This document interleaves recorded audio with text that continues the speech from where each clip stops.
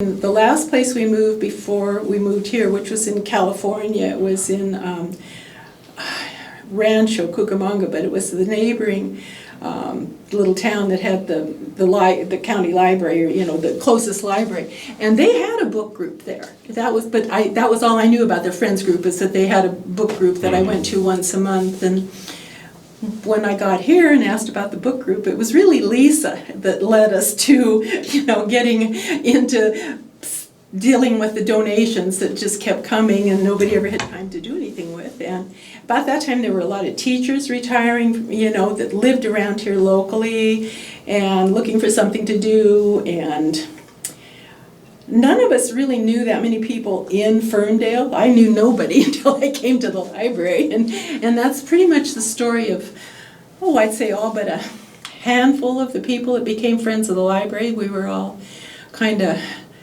coming here because of connections to kids in the vicinity, but didn't know anybody our age and hadn't, worked in the school systems here or anything. A couple of people had, but we kind of just became the basis of a really strong introduction to the community.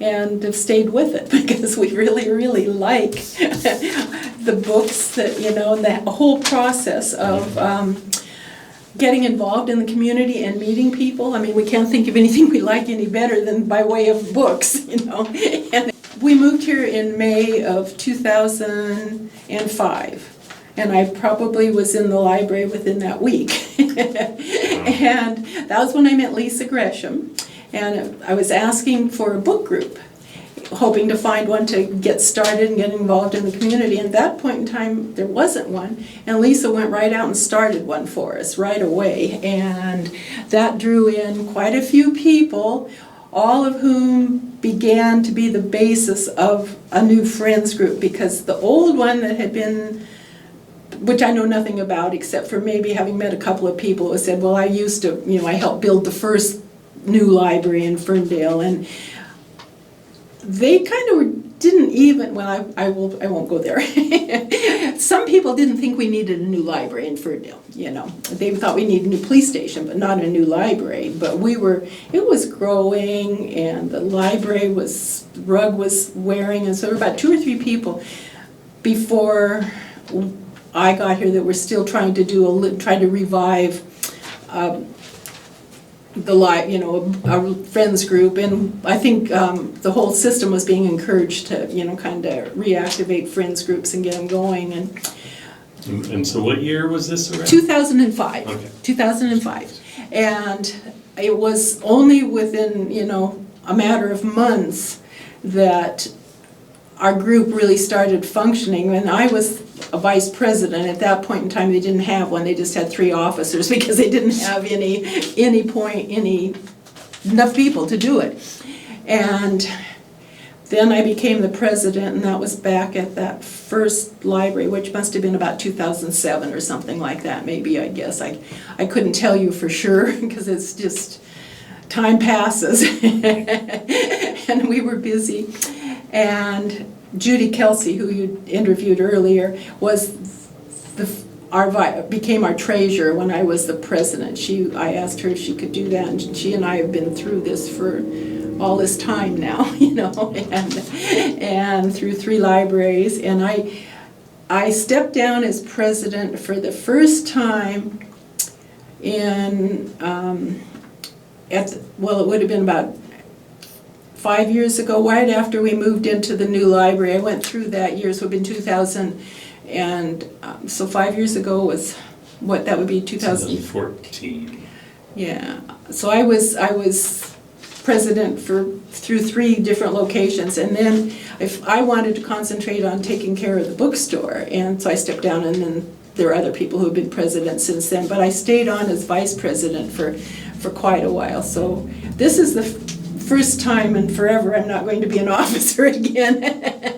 But I am very happy to be the coordinator and organizer of our bookstore, which became a dream when we were asked what we really wanted to, what as a friends group we would like to have. And so instead of just some tables in a room, we asked if it was possible to have a always open bookstore built into the library system, and it was very precious space, but we were accommodated, and you can see what it looks like. And our fundraising and support of the programs has just increased hugely, and we continue to just really mix with the community because we're in there 3 mornings a week tidying up and talking to people. And so, you know, we have a tremendous amount of face recognition, not just us, but us with all the people who come into the room, you know, come in and shop. So I mean, it's just been a wonderful involvement in every sense, you know, and the staff has just been fantastic. You know, it's just nice to feel still really needed and productive as a retiree. I think, you know, that drove a lot of us, or drew a lot of us into it, that we really weren't ready to play cards all the time. So and then I was telling, so the book group and getting involved, you know, is how I got involved, and how I met so many people, and began to, when we began to really need to raise money, we had a lot more interaction with the staff and with the wider staff, with Jonah Raldi and, you know, and everybody, and they were also supportive, and lots of meetings and lots of feeling connected to it in a really big way, and a lot of time to get really annoyed with our city council because they didn't always appreciate us. And I was telling her that we ran the Build Our Building shop, and it was a thrift shop right next door in the little pizza annex, and we ran that for about 3 months. Had a big grand opening, invited the city council, had people donating really valuable things to us, because it wasn't just books, it was rugs and chairs and you name it was being donated. And that really turned the community on, because we kind of felt like by then we called ourselves the Energizer Bunnies, because we were the ones talking to the people while the Whatcom Foundation did the higher up fundraising, because we really didn't have skills for going and knocking on the doors of BP or, you know, or that sort of thing. So we got the community involved. We marched in all kinds of parades, the Old Settlers parades, grandmas pushing their babies in strollers, and all of us holding books, and did a lot of just community outreach during the time, especially during the time we were in transition and waiting to see whether we were going to end up in the pavilion and not have a new library or just what. So we really became and we probably got up to about 25 people at that point in time that were really, really, really active, and, you know, and we were not just having sales in our little room, but, you know, like going out onto the Riverwalk to the farmers market, and marching in the parades, and standing on street corners pretty much, you know, and had a lot of sales. Now we just have them twice a year because we turn over our volume enough. So we interact with the community at old-fashioned Christmas time, and then on the citywide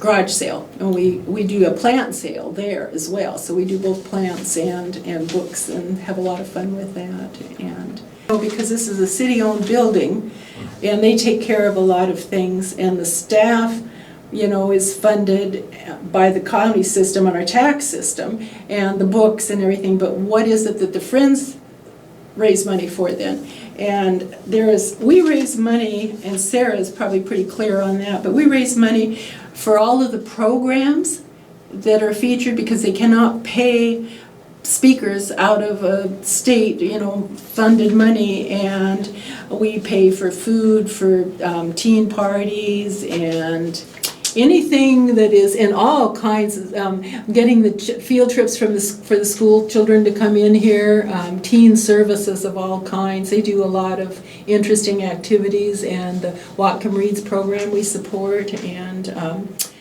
all of the summer reading programs. We buy books now as part of a system that's been set up for every kid that, you know, takes part in it, and all the adult programs. We've interacted with the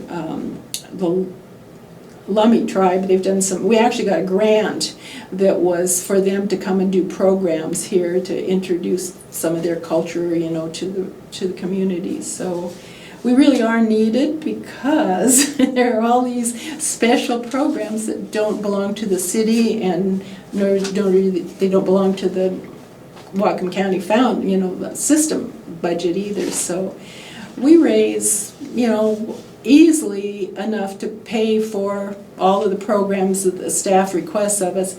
And then we have a savings account now that is for the future that's been set up through the Whatcom Foundation, and all of the branch libraries have it. So it leaves a legacy as we move on that builds to have quite a bit of support to it and quite, you know, and a good return. So if there are major things that are needed to be replaced that, you know, are needed, you know, then it's there for the future. So we kind of like that idea too. That just happened in the last couple of years, and that's a pretty good thing to have that organized for us, so that we have some place for our extra money to go and not just sit in a little, you know, savings account. And so I guess that's kind of where I'm coming from, you know, in terms of how just wonderful this library is and the excitement of moving into this new library. I don't think you can believe how good we all felt. I mean, and we still just love it. And it's just, you know, it's just a magic thing. You couldn't take us away from here, you know. No, we love it, you know, and we love how we feel part of it, and the staff makes us feel that way. And I guess I have to add one thing that I maybe doesn't emerge very often, except so we have, you know, regular meetings with, and Sarah always comes and updates us. It is the best way for anybody who really wants to know what's going on in the library system, the programs, the staff changes, their backgrounds. We know because she comes and tells us. And so, you know, we don't just use the library, we understand so much about how the library works and how wonderful these people are and where they come from, and, you know, and we're first names with them, you know, they're not just some person that we walk in and say, oh yeah, that's staff, but we don't really know them, because that's not the case. And that's not the case with them, with us, because we're very present now with the fact that we work here 3 times a week, you know, and are right there in the same space, which is a lot different than some of the places that have to, you know, they store their books in a storage bin out behind the building or something, and sure. You know, and they show up for a couple of, you know, sales because there's no space for them. So it's a great piece of everything as far as we're concerned.